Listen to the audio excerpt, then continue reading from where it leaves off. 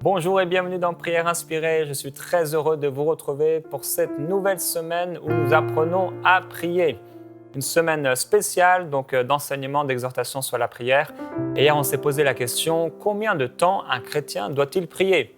Combien de temps un chrétien doit prier pour être dans le coup, entre guillemets, pour réussir selon Dieu ? On voit que dans la parole de Dieu, Dieu n'a pas mis de règles, de lois concernant la prière, en tout cas le temps de prière. Il y a des façons de prier. Mais concernant le temps de prière, même si beaucoup font référence à Jésus à Gethsémanée qui va reprocher aux disciples de ne pas avoir réussi à prier 1 heure, c'est vrai qu'ils avaient été 3 ans et demi avec le Maître, on s'attendait à ce qu'il soit plus spirituel, on s'attendait à ce qu'il puisse prier comme le Maître leur avait montré, ce Maître qui parfois passait des nuits à prier. Alors on voit que Jésus ne passait pas toutes les nuits à prier toute la nuit, mais que parfois, dans des saisons, dans des temps particuliers, il passait beaucoup de temps à prier et parfois très tôt le matin, parfois très tard le soir. C'était la vie de prière du Seigneur Jésus-Christ. Maintenant, j'ai clairement expliqué hier que ça ne doit pas devenir une loi dans nos vies. Quand la prière devient une loi, c'est plus une communion, c'est plus une relation, c'est une religion. C'est pourquoi c'est important lorsque vous priez de prier de tout votre cœur. Aujourd'hui, on veut répondre à la question quand et pourquoi devons-nous prier ? Quelles seraient les raisons pour lesquelles on doit prier, quand on doit prier, pourquoi on doit prier ? On va répondre à cette question et avant je vais partager un témoignage d'une sœur. Elle écrit « Merci pour vos émissions Prière Inspirée et particulièrement pour celle de cette semaine sur le thème de l'argent. Comment le considérons-nous » Je vous remercie du fond du cœur pour cette série parce que nous avions été dans une église où l'homme de Dieu nous forçait presque à donner même ce que nous n'avions pas. Et voilà, il remercie le Seigneur pour ça. Et elle dit effectivement aussi, concernant le livre 365 jours au cœur du monde, j'en parle parce qu'elle parle de prière, elle dit le 2 avril, dans la pensée de jour du 2 avril, j'ai été touché parce que vous avez partagé sur l'amour qui est patient, vous avez dit de ne pas s'essouffler et de prier et de continuer à prier pour les personnes que nous voulons voir être sauvées. Et j'ai été profondément touché alors que j'ai lu ce livre l'an dernier. Le Seigneur m'a montré à travers ce message que je ne dois pas baisser les bras et continuer à prier pour les personnes de ma famille. Alors j'ai mis sur la ligne maman, parce que j'avais laissé un endroit pour des gens pour lesquels on voulait prier, pour qu'ils donnent leur vie au Seigneur Jésus-Christ, qui n'a jamais donné sa vie à Jésus et qui, malgré les prières et les moments où elle m'a réclamé de prier pour elle, n'a toujours pas donné sa vie à Jésus. Elle a aujourd'hui 100 ans et 10 mois. En fait, au moment où je lis ce message, elle a dans quelques jours 101 ans. Elle s'accroche et je sais pourquoi. Ma demande, Jérémie, est que vous puissiez prier pour moi afin que je ne sois pas découragé et de continuer à persévérer dans la prière et m'attendre au miracle. Je vous remercie pour votre merveilleux ministère pour Prière Inspirée qui me fait grandir, mûrir et avancer. Gloire à Dieu. Et gloire à Dieu pour cette femme qui a dans quelques jours 101 années. Et on peut passer tellement longtemps, tellement de temps sans connaître le Seigneur Jésus-Christ. Et nous voulons prier pour cette femme, qu'elle puisse ouvrir son cœur au Seigneur Jésus-Christ. Plusieurs d'entre vous, vous allez avoir un fardeau maintenant pour elle. Nous déclarons au nom de Jésus-Christ que son cœur va s'ouvrir et qu'elle va recevoir le Seigneur dans son cœur, être sauvée et passer à côté de l'enfer, aller dans la présence de Dieu. Gloire à Jésus-Christ. Alors, quand prier ? Premièrement, je crois qu'on doit prier quand on a un fardeau pour quelqu'un. Soit parce que cette personne a un problème, soit parce que Dieu nous avertit. Ici, par exemple, voilà, c'est le cas typique, une sœur qui a un fardeau pour quelqu'un. C'est sa maman. L'apôtre Paul dit dans Romains chapitre 9, il dit au verset 1, « Je dis la vérité, je ne mens pas, ma conscience m'en rend témoignage par le Saint-Esprit. J'ai une grande tristesse et un chagrin continuel dans le cœur, car je souhaiterais moi-même être maudit et séparé de Christ pour mes frères, mes propres compatriotes. » Voilà un frère qui avait un véritable fardeau. Son fardeau, c'était que le Seigneur Jésus-Christ puisse sauver ses frères, puisse sauver sa nation, puisse sauver sa famille. Je crois qu'on doit prier quand on a un fardeau. Ce fardeau, c'est peut-être un besoin. Ce fardeau, c'est ce quelque chose à l'intérieur de nous qui nous pousse à prier. Ce fardeau, c'est aussi parfois quelque chose qui vient nous accabler. Et la réponse à, entre guillemets, cet accablement, c'est la prière, où on va se décharger sur Dieu de ce souci. Ce fardeau, c'est aussi quand Dieu va nous avertir. Certainement, Dieu va nous parler par des songes, par notre témoignage intérieur. Tout à coup, on pense à un frère, on pense à quelqu'un. Et on ressent un fardeau tout à coup. Je me souviens, je vous en ai parlé il y a quelques semaines, lorsque j'étais en voiture et tout à coup, le Saint-Esprit m'a donné un fardeau pour une sœur de mon église. En fait, elle est en train de mourir. Elle n'est pas morte, elle est encore en vie aujourd'hui. C'était il y a quelques années. Ce fardeau, c'est ce quelque chose à l'intérieur de nous qui nous pousse à prier. Et quand le fardeau vient, il faut prier.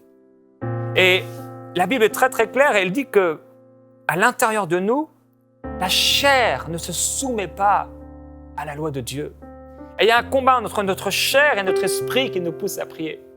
Et je voudrais vous encourager quand vous avez un fardeau. J'ai vécu tellement de fois cela, tellement, des centaines de fois, frère, et je n'exagère pas, des centaines de fois où j'ai ressenti le fardeau de prière. Et je peux dire aussi que des dizaines de fois, j'ai résisté à cet esprit de prière qui voulait venir sur moi.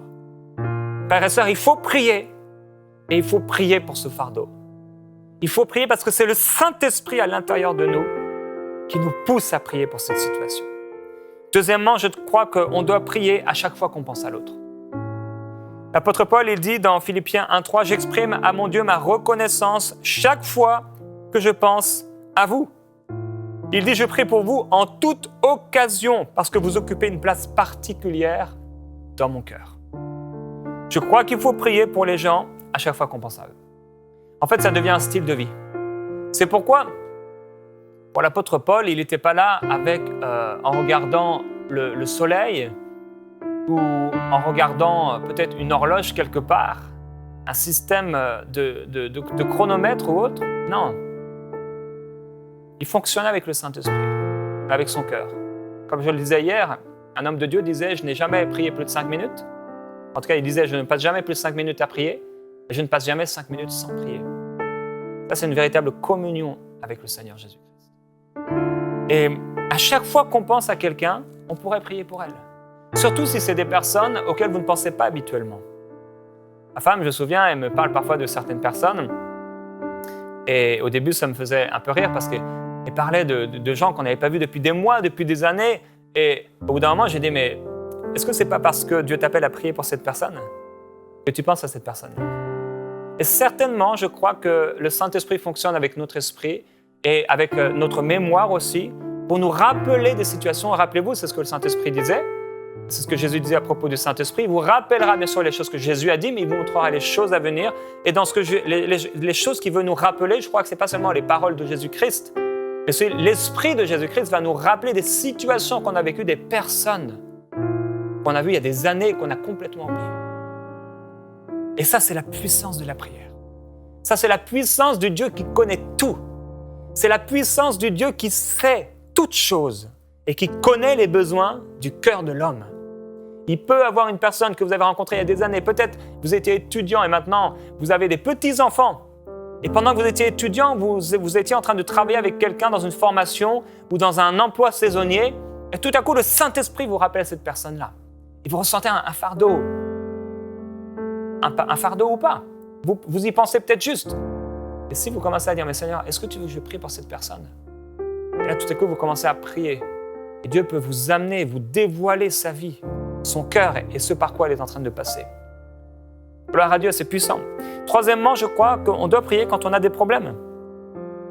L'apôtre Paul dit dans Philippiens, chapitre 4, au verset 6, « Ne vous mettez en souci pour rien. » Ou encore, « Ne vous inquiétez de rien. » Oh, gloire à Dieu. Ne pas s'inquiéter. C'est puissant. La Bible nous dit que celui qui se confie en Dieu, ou encore celui qui craint Dieu, il ne craint rien d'autre. Il n'a pas peur. Ne vous inquiétez de rien, mais en toute chose, exposez vos besoins à Dieu. On doit prier quand on a des problèmes. Mais on ne doit pas prier seulement quand on a des problèmes.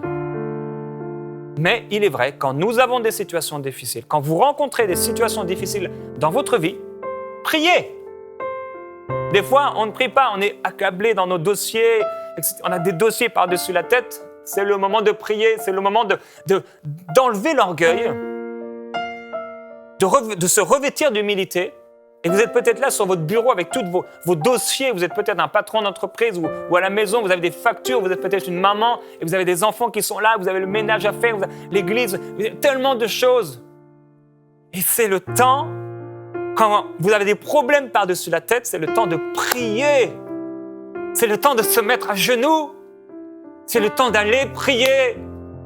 Parce que Dieu veut faire quelque chose. Et parce que Dieu n'a pas envoyé son esprit dans notre vie pour qu'on soit seul, pour qu'on soit isolé, pour qu'on soit sans réponse, pour qu'on soit orphelin. Tu n'es pas orphelin. Je ne suis pas orphelin, mais je sais que j'ai un Père céleste. Et mon esprit pousse des cris à travers l'Esprit de Dieu. Il s'exprime, Abba Père, oh mon papa, j'ai confiance en toi. J'ai confiance en toi, tu es mon papa, mon Père céleste.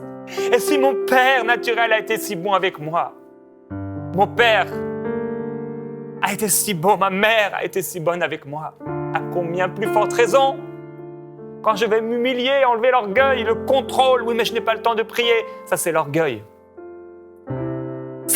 Ça doit rester là où ça a été mis, où ça a été cloué, crucifié. La chair a été crucifiée avec Jésus-Christ. Oui, quand on a des problèmes, on doit prier. Quelqu'un dira, mais moi j'ai déjà prié, rien n'a changé, tu dois prier encore. Tu dois prier avec foi. Tu dois parler à la montagne. Prendre le temps de prier sans regarder la montre. Prier et déclarer, comme je l'ai dit, les paroles qui sont dans ton esprit, qui doivent être proclamées. Ces paroles qui doivent être dites. Il y a des choses. David, c'est un homme de Dieu. C'est un serviteur de Dieu. C'est un homme de cœur. Et quand vous lisez parfois certaines paroles qu'il a dit à Dieu, vous pouvez être un peu outré, un peu scandalisé. Mais il partageait son cœur. Devant Dieu, ça devenait un livre ouvert. Un livre ouvert. Tout ce qu'il ressentait, il l'exprimait à Dieu. Il l'exprimait à Dieu. Ça, c'est puissant. Il y a des choses, frères et sœurs, que vous avez dans votre cœur, et pourtant Dieu les connaît. Il connaît le plus profond de votre cœur, mais vous n'osez pas dire ça au Seigneur. Je me souviens quand j'ai dû dire à Dieu, Seigneur, je suis devenu froid. Seigneur, je ne t'aime pas comme je devrais t'aimer. S'il te plaît, amène-moi dans une communion nouvelle. Amène-moi dans une fraîcheur nouvelle. Glorieux Jésus-Christ. Il le fera. Et là, tu exprimes ce que tu ressens vraiment. J'ai déjà dit au Seigneur, Seigneur, j'ai pas envie de prier. J'ai pas de désir même pour lire la Bible. C'est pas normal, Seigneur, je le sais. Je te demande pardon. Crée en moi de nouvelles dispositions. Crée en moi de nouvelles dispositions. Avant de faire la première émission lundi, la veille au soir, j'étais vide. J'étais sec. On s'était couché tard. On avait travaillé à Enseigne-moi, à MCI TV. J'ai dit, je ne vais pas faire de tournage demain. Mais dans mon cœur s'est ouvert. Mon cœur s'est ouvert. Dieu a commencé à me parler. Quand je me suis réveillé le matin, j'étais rempli de joie. C'est comme si Dieu avait créé de nouvelles dispositions en moi. Pourquoi? Parce que j'ai choisi l'humilité. Plusieurs d'entre vous, vous vivez rien avec Dieu. Vous n'aimez pas vraiment le Seigneur. Vous voulez savoir comment prier, mais au fond, vous n'aimez plus prier. C'est pourquoi on ne vous voit jamais dans les réunions de prière. Vous n'aimez pas lire la Bible. Il y a des choses que votre esprit a besoin de dire. Des choses qui doivent être prononcées. Il faut les dire. C'est ça la prière. La prière, c'est pas mettre un beau manteau et aller à l'église avec un beau costume, une belle robe et faire comme si tout allait bien. Oh, je prie que dans nos églises, je prie que dans nos églises, pendant la louange, pendant des temps de prière, il y a des frères, il y a des sœurs qui tombent à genoux et qui commencent à crier à Dieu en disant « Seigneur, pardonne-moi. J'aime pas prier. J'aime pas lire la Bible. Et je sais que c'est pas normal. Mais s'il te plaît, change mes dispositions. Transforme mon cœur. Change-moi. Et je vous assure, avec de telles prières, l'esprit de réveil vient. L'esprit de Dieu vient quand tu mets ta vie sur l'autel. Quand tu mets ta vie sur l'autel, quand tu mets ta tiédeur sur l'autel, quand tu ne te caches pas mais tu la présentes à Dieu, il y a un feu qui vient. Le feu qui vient du ciel pour consumer tout ce qui n'est pas à sa gloire. Et ça amène un feu dans ton esprit, une gloire nouvelle, une vie nouvelle. Alléluia. Comment prier? Quand prier? Quand prier? Pourquoi prier? Quand on a faim, quand on a soif, quand on est sec, quand on est dans le désert, c'est exactement le moment où on a besoin d'eau. C'est quand on est dans des déserts spirituels, dans la sécheresse spirituelle, qu'on ne vit plus rien. Et il y a plusieurs parmi vous, vous ne vivez rien. Vous ne vivez rien, vous êtes dans des églises qui sont mortes, où on ne prêche pas vraiment Jésus-Christ. On ne prêche pas la repentance, on ne prêche pas la croix, on ne prêche pas le baptême du Saint-Esprit. Et vous êtes morts à l'intérieur de vous. Mais c'est le temps de ressusciter. C'est le temps de ressusciter aujourd'hui. C'est le temps d'être rempli du Saint-Esprit. C'est le temps de vivre la gloire de Dieu. C'est le temps d'être rempli à déborder de cet esprit de vie, de cet esprit d'amour, de cet esprit de gloire. Alléluia. J'ai encore d'autres choses à partager. Je sens qu'on doit le prier maintenant. Glorieux Jésus-Christ, si c'est vous aujourd'hui, vous êtes là et vous êtes sec. Si c'est toi aujourd'hui, tu n'arrives plus à lire la Bible, ça ne te nourrit pas. Aujourd'hui même, je sais que le Saint-Esprit veut te rafraîchir, que le Saint-Esprit veut te remplir, que le Saint-Esprit veut inonder ton âme, inonder ton cœur, inonder ta vie, te transformer de l'intérieur parce que ça ne vient pas de toi, ça vient de lui. Ce qui vient de toi, c'est l'humilité. Ce qui vient de toi, c'est de déposer ta vie sur l'autel. Ce qui vient de toi, c'est de déposer ta religion, de déposer tes prières, de déposer tout ce que tu as essayé de faire avec toi-même. Ça vient de toi. Tu viens et tu te déposes à l'autel. Tu viens au pied de la croix et tu déposes ta vie. Il y a plusieurs, vous écoutez, vous êtes religieux. Vous n'êtes pas nés de nouveau. Dieu n'est pas venu habiter dans votre esprit, dans votre cœur. Et vous suivez juste une lettre morte. Des commandements, tu dois, tu ne dois pas, tu dois, tu ne dois pas. Vous suivez des livres morts. Vous suivez des saints, des hommes qui sont morts et leurs paroles. Au lieu de suivre la parole de Dieu. Et aujourd'hui, au pied de la croix, le Seigneur vous appelle à venir au pied de la croix et à dire, et là où vous êtes, dites-le, Seigneur, pardonne mes péchés. Pardonne ma tiédeur, pardonne ma froideur, pardonne mon manque d'humilité, pardonne mon orgueil spirituel, pardonne mes efforts religieux, vains, humains. Pardonne-moi, Seigneur, j'ai soif de toi. Seigneur, j'ai besoin de toi.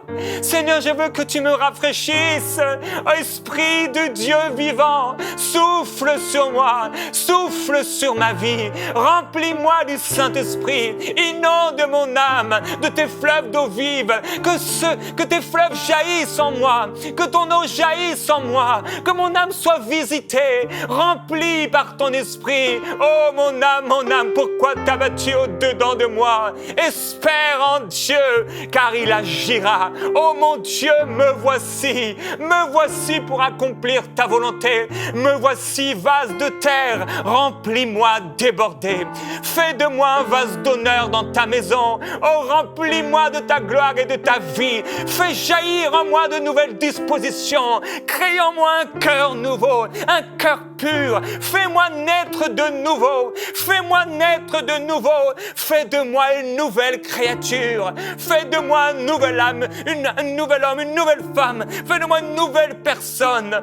Priez ainsi. Alléluia. La présence de Dieu est là dans ce lieu. La présence de Dieu est là sur vous maintenant. Il vous remplit de sa gloire. Il vous remplit de sa présence. Maintenant, Esprit de Dieu, oh, je te glorifie. Tu es l'Esprit de Jésus-Christ. Remplis ces esprits. Remplis ces cœurs de ta vie. Remplis ces cœurs de ta gloire. Oh Dieu, toi qui as promis de te répandre sur toute chair. Tu as déclaré qu'ils prophétiseraient, qu'ils auront des songes, qu'ils auront des visions. Et maintenant, Saint-Esprit, tu donnes des visions spirituelles à plusieurs personnes. Maintenant, plusieurs prophétisent. Il y a plusieurs personnes parmi vous maintenant, vous allez prophétiser pour la première fois dans votre vie. Ces paroles qui sont dans votre esprit, l'esprit de la prophétie doit être dit. Et plusieurs personnes, vous n'avez jamais fait ça parce que vous avez prié toujours d'une manière religieuse, routinière. Mais maintenant, vous sentez dans votre esprit que vous devez exprimer certaines choses. Vous devez exprimer la gloire de Dieu. Vous devez parler concernant des situations, concernant des personnes. Commencez à le faire maintenant. Commencez à agir, commencez à parler selon ce qu'il y a dans votre cœur, ce que le Saint-Esprit dépose maintenant en vous. Commencez à exprimer ces choses. Parlez-les, déclarez-les maintenant. C'est l'esprit de la prophétie. C'est l'esprit de la prophétie sur vous. Nous t'accueillons. Nous t'accueillons, Esprit de Dieu. Toi, l'esprit de la prophétie. Nous t'accueillons. Nous t'accueillons, Dieu. Tu es glorieux, remplis ton peuple du Saint-Esprit. Remplis-les, inonde-les de ta gloire, ô Dieu. Alléluia. Nous t'adorons en esprit et en vérité. Tu habites nos louanges. Nous t'adorons en esprit et en vérité. Car un jour près de toi vaut mieux que 1000 ailleurs. Je désire habiter dans ton temple. Car un jour près de toi vaut mieux que 1000 ailleurs. Je désire habiter dans ta maison, Seigneur. Alléluia. Alléluia. Laisse-toi remplir par la présence de Dieu. Laisse-toi remplir par son esprit maintenant. Dis-lui, Seigneur, change ma vie. Change ma vie. Change ma communion avec toi. Aide-moi à te mettre en premier. Aide-moi à vivre pour toi. Ô Père, je prie pour eux. Je prie qu'ils puissent te connaître. Je prie que toute religiosité meure. Que tout esprit religieux maintenant soit sans puissance. Quitte les vies. Que tout aveuglement, tout écaille tombe des yeux, des cœurs. Au nom de Jésus-Christ, je prie qu'ils puissent te connaître. Je prie qu'ils vivent pour toi. Que ta présence remplisse leur cœur et leur maison. Qu'ils ne soient plus jamais les mêmes personnes. À partir d'aujourd'hui, il y a une fraîcheur dans ta vie à partir d'aujourd'hui. Il y a une vie nouvelle pour toi à partir d'aujourd'hui. La présence de Dieu ne te quittera plus. Alléluia, si tu n'es pas baptisé du Saint-Esprit maintenant, si tu n'as jamais parlé en d'autres langues, maintenant sois rempli du Saint-Esprit là où tu es. Maintenant même, ça coule, c'est un fleuve à l'intérieur de toi qui sort maintenant. Oui, c'est des mots, un balbutiement. Sobele somambala setebelia soto. Ibre sobalanilia fole maike bele soto loyo bobo wet shiririo. In sobarana mambolo soto kobalaya sele. Libère ces paroles. Libère ces paroles en chant. Libère ces paroles en adoration. Libère ces paroles en humilité. Oh, somai brenda la cobro para se diribide brobo bondoloro soto boboyo. Alléluia. Oh, samandiri brobo kora yamandiri oba sori mendili de loba nako bro soto loyo. Alléluia. Alléluia. Oh, la gloire de Jésus-Christ sur vous. La gloire de Jésus-Christ sur vous. La gloire de Jésus-Christ sur vous.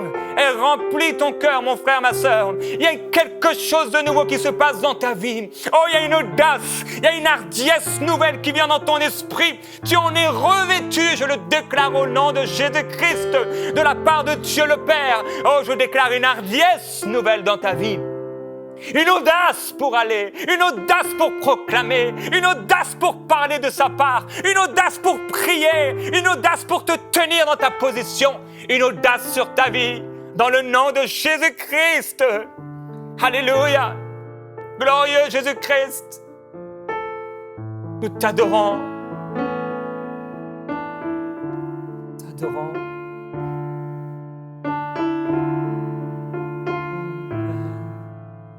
Ton temple,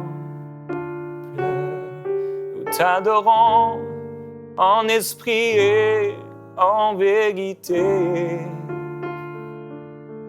Tu habites nos louanges,